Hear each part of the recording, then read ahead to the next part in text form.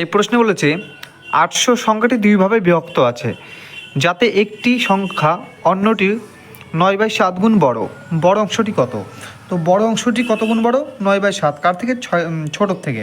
তো ছোটোটি যদি x ধরি, তাহলে বড়টি কত হয়ে যাবে? 9x/7।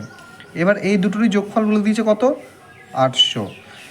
তাহলে 7x প্লাস 9x/7 ইকুয়াল 800 হলে 9-এর সাথে কত হয়? 16x ইকুয়াল 800 গুণ 7, 5-16 80, অর্থাৎ x ইকুয়াল 50 গুণ 7 মানে 350। তাহলে ছোটটি যদি 350 হয়, তাহলে বড়টি কত হয়ে যাবে? তাহলে বড়টি হয়ে যাবে 800 মাইনাস 350, অর্থাৎ 450। তাহলে এই প্রশ্নের উত্তর হবে অপশান সি।